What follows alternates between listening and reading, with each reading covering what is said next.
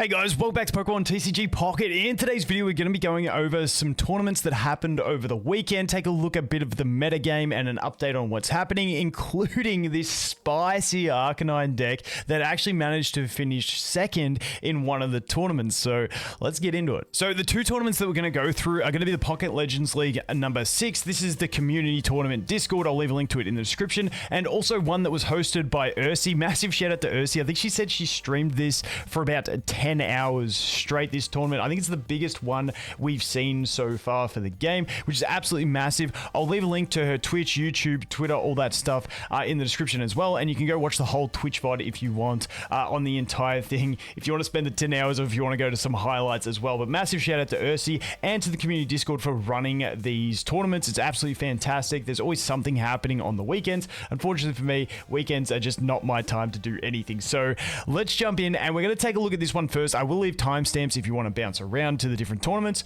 but this one, the Pocket Legends League, I want to jump into first because it did have that spicy second place Arcanine EX Moltres deck, and I want to take a look at this one. So first of all, this is the top cut from the tournament. So as you can see, this one, they put this in. This is the top 32 players. You can see we had 17 Pikachu decks. Now, this is a combination between... And one thing I want to highlight is when we look over here at Limitless, which is where they do all the hosting for it all.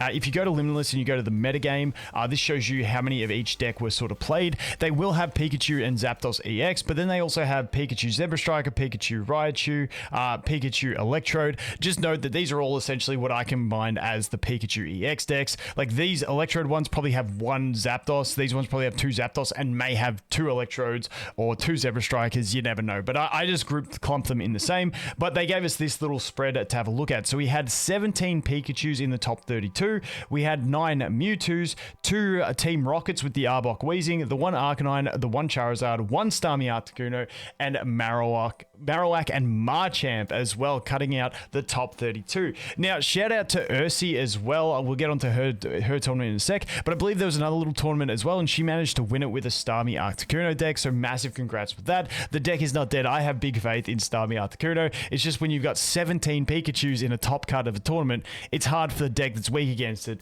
to be shining.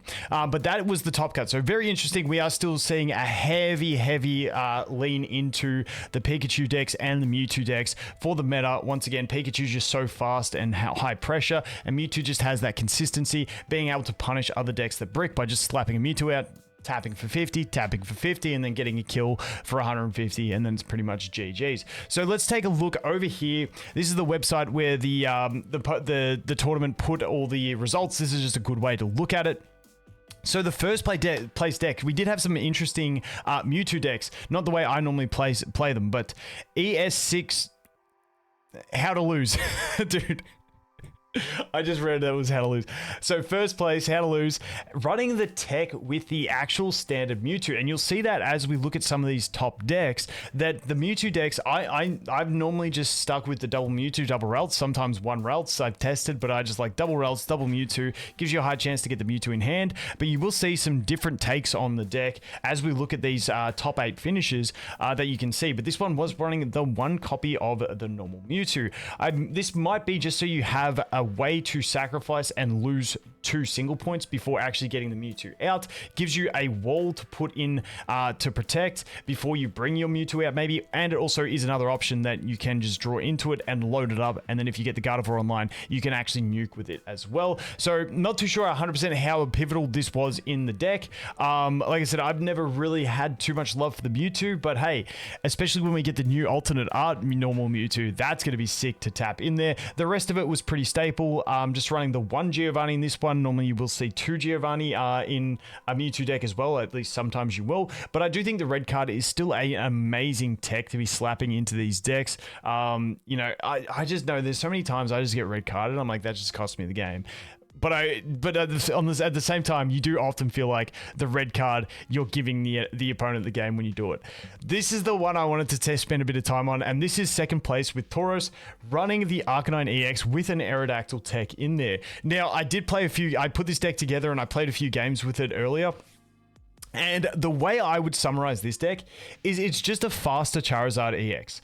is essentially the way. Now, you don't have the same win condition of a Charizard EX, where if you get that thing out, you just basically win the game because nothing's going to one-hit kill it, and it's just going to one-hit kill everything. You obviously don't have that with Arcanine EX. Only pushing out the 120 damage, the Giovannis are going to be huge in this one, especially when we look to Pikachu EX with Zapdos at 130, to get that one-hit kill. Otherwise, you could get really heavily punished. If we look to Starmies, which aren't too much of a threat anymore, you can get that in. But obviously, Mewtwo being at that, I feel like Mewtwo's this deck's worst matchup. But everything else isn't as bad. The Mewtwo at 150 HP and being able to one-hit KO the Arcanine is the biggest problem you'll run into. And it puts you into a massive bind with this deck. And I think that's the reason for the Aerodactyl tech, because the old Amber is, like, any fossil is fantastic in any of these setup decks, so you don't get Sabrinaed to lose the game. But then you've just got the tech that you can slap the Aerodactyl on top of that and then have a flip chance to stop a loaded up Mewtwo and just shuffle it back into the deck and then clutch yourself a win. I believe that is the placement for the Aerodactyl. When I played it myself, it never came to fruition. I never used it. It never worked for me. So maybe a second old Amber, or maybe a second Sabrina, or maybe a second red card would go better in there. But I do think it's an interesting tech, and if it works, it would be super, super satisfying when you do it. But essentially with this deck, what you can do is, and the problem with Arcanine as well is that Growlithe's just bad. 2 energy for 20 damage just feels so horrible. But on the flip side, when you look at playing a Charizard deck, Charmander's terrible too, because you're not going to ever attack with it and discard the energy. So it's pretty much just the same situation, except with the Moltres, if you put the 1 energy on, you flip 2 heads, and you get 2 heads on the Growlithe, and you put 2 energy on, and then you have the Arcanine. Let's say you have an X speed, you can be on turn 2 swinging for 120 damage with that Arcanine EX, which is pretty clutch. Now, that's obviously going to require you having the Moltres, Growlithe, Arcanine, and the X speed, but otherwise, if you flip 3 heads, you're online just as quick, because then you can put your second energy on the Moltres, retreat out. Otherwise, you're just going to take 1 extra turn. So it does get online really quick, and it doesn't have the downfall that the Charizard has of needing to get the full 3-stage evolution, and it's only a 2-stage evolution that you've got to get active. Overall, I don't think you'll see this be a full meta deck. I think it's a nice spicy one. I do like it. It's a bit of fun. I still personally prefer Charizard, but hey, who knows? Maybe more people run this and it turns out to be one of the best decks. But yeah, it just has a I think for me, the funny thing is when you play Charizard, it's like Mewtwo's a pretty decent matchup for Charizard, but this one, it's just like Mewtwo's a horrible matchup. So depends what it is, but once again, I think this does have a better matchup than probably than Charizard against the Pika decks, because the problem with Charizard is it takes you too many times with Moltres to get flipping to load up that Charizard, plus to draw into them, and by that time Pika's online and smashing you for damage. So yeah, it's just like a different sort of fire deck, same sort of principle, but just gets online quicker, and sometimes you may have to do an adjustment and get 2 hitters out before you could win. But very interesting deck. I love seeing this type of thing. Let's go into the next place. 3rd/4th with Goomy35. And as you can see, another Mewtwo deck, but this time we do have the interesting tech. We got the Jinx and the Kangaskhan in this one. Now, me personally, when I play Mewtwo, I'm not the biggest Mewtwo player either, so don't take me as like the authority on Mewtwo. But I just always find, like I said, routes of Mewtwo, then you got a pretty consistent type way of playing. The Jinx, I've always loved the Jinx as a tech to punish setups for only losing 1 point. It's just a matter of if it destroys your starting hand RNG. But I mean, if you don't start with the Jinx and you still start with the Mewtwo, you're pretty good. Kangaskhan in there as well. As I just like Kangaskhan in general for any sort of setup deck. You can put him in there. You sacrifice one of your energies, and then you can start flipping to put some really decent pressure on your opponents. I think what you do in this one with having that Jinx and Kangaskhan is you do allow yourself a setup period to then set up your Mewtwo, and then you can force your opponent to take 2 single points before going in for the Mewtwo, because otherwise with Mewtwo decks, you normally got the Mewtwo out front, the Mewtwo EX, and then it's getting punished, and then maybe you get it loaded up, but if you don't have the Gardevoir and that Mewtwo goes down, then your next one's going to be crippled. So the Kangaskhan does also give you that stall capacity, along with the Jinx if you have to sacrifice it to build up, get your Gardevoir happening, get your couple energies on your Mewtwo EX to go ahead and get it in. And the interesting thing you'll notice in this one is we've got no Giovannis. Obviously having those extra 2 cards, you had to cut something from the deck, so the Giovannis are out. Normally Giovannis Giovannis are really important for Mewtwo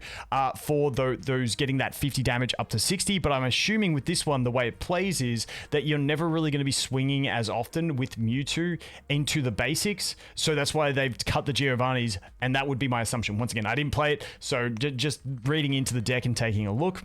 Then we have Drake over here with the Pikachu EX one. Once again, it's a pretty staple one, but we do have the dude. I hate this thing's name. The Chin. We've got the Pincurchin. Dude, I hate this thing's name. The one thing I will say about this Pincurchin, since I've seen in a couple of tournaments, and I believe it was in the winning deck in Ursii's tournament as well, is that I really like the tech because, you know, Pikachu's a deck that you build for consistency. You do have the 1 RNG win condition of the Zapdos, but obviously you have to get the 3 energies. This one, only 2 energies, so it's 1 less. And it does give you that clutch win condition to stall, to win, to para-hacks out. So I actually don't mind this as a tech. And with this one, you're still running the 7 basics. You've still got the Electrode in deck. Whether you wanted to run Electrode or Zebra Striker, I think the math on Electrode means you're more likely to get Pika set up and on board and attacking quicker just because you have that free retreat. So if you do happen to have to start with the Voltorb, you can get the Electrode out, you can free retreat, put you in 1 energy up in case you don't have the X speeds. So I do like the efficiency of this deck. I think it's a really solid deck. And like I said, I don't mind the tech of this one because a lot of the time, especially me as well, I like playing more consistent decks. It's kind of like Starmie. I like Starmie because, you know, Misty adds something to it, but it doesn't rely on it. And so the Misty in Starmie decks is like an extra bit of RNG to get you out of a pinch, maybe add more pressure, but it's not like the must-have, whereas you're playing something like Blastoise, you kind of need to land some of those heads and stuff like that. But with this one, once again, it adds that thing. It's a basic. It allows you to enable Pika as well. But in a pinch, you know, you've got that little bit of RNG that could change the game for you. And that's what I really like about that tech. I think it's pretty solid. Then we got Curian, dude. Sorry, I suck at names. But with the Team Rocket deck running the Arbok and the Weezing, I do really like this deck. You know, I like one of the first decks I wanted to play in this game when I first saw all the cards was Arbok Pidgeot. Did that, realized the Pidgeot was a bit too slow to get a line. Started playing Arbok Greninja, then shifted into the Arbok Weezing, and Arbok Weezing is absolutely amazing. I do like it. Like I said, the fact that it's just Team Rocket makes me tempted to put a Meowth in here just for the shits and gigs, but really solid deck. Pretty stable, nothing crazy in here. And that only running the 1 Giovanni and the 2 Sabrinas is definitely the way to play it. I think the 1 X speed is huge as well. Really good for getting out, especially if you got your Ekans up first as your first basic and you want to switch out to the coughing and stuff like that. It's going to be really helpful, especially with energy pacing and stuff like that. And yeah, I think it's just all around solid. Definitely 2 Sabrinas over the extra Giovanni, just because Arbok, if you can switch and trap, Arbok is huge. I really love Arbok as a card. You got 100 HP, which is huge for living Starmies and Pikas. And then, you know, you got that 60 damage and lock the enemy in. And if you can lock something in without any energy, like, you're getting those kills. So absolute clutch. Also, you can lock in, you know, a Pokemon that's trying to set up and then they can't escape. It's huge. I really do enjoy Arbok in general. And then Weezing's just a general good stall. Next up, we got Gleon with another Pika deck, basically the same as the previous one, with the adjustment of having the Zebra Striker instead of the Electrode line. Like I said, they're both perfectly good options. You can run both lines as well with double Pika EX, and 1 Zapdos is the way I often see it played if you're running both of those lines. But like I said, once again, we've got the Pincurchin, which is a really cool tech in there as well. And then we have Flora running the Pika EX with the normal Pikachu. Once again, you've got another variation you can play with the Lieutenant Surges. I personally don't like the Surge one as much. You know, the Raichu does give you ways to punch into some of those heavy options, but I think what we've seen here is, you know, you can also get it with this, but this is a more reliable way. I don't know, just me personally, let me know what you guys like, but I'm not as big of a fan of the Raichu with Surge builds.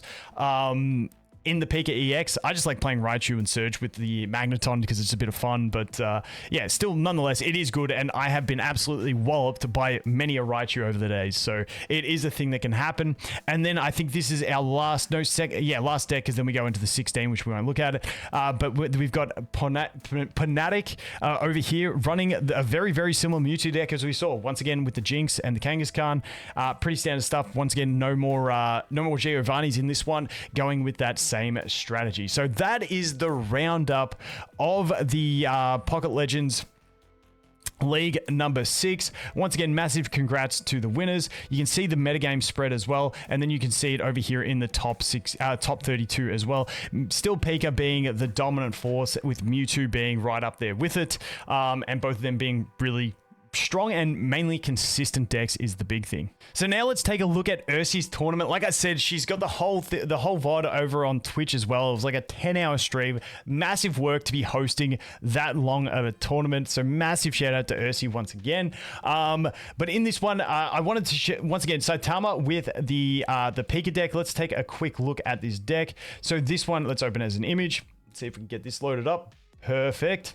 Okay, so you can see this one running that Zebra Striker and Pincurchin. Once again, you can do the Zebra Striker, you can do the Electrode. Either way works pretty fine. And then we're running it pretty stable. So we are seeing a lot of the Pincurchin tech coming in there. Once again, running the double Zapdos EX. It is looking pretty stable. Like I said, if you're dropping these two, you know, sometimes I do run the Blitzel and the Voltorb lines, but then you're dropping a Zapdos, you're dropping the Pincurchin, and then you've also got to drop 2 of your items. It does leave you a little bit more reliant on evolutions and stuff like that. So I am leaning more into liking this. It's just easier to get the basics online, get them on board, and away you go. You start cooking. Obviously, the Zebra Striker has that access in the back row, which is going to be very important. So that is that one.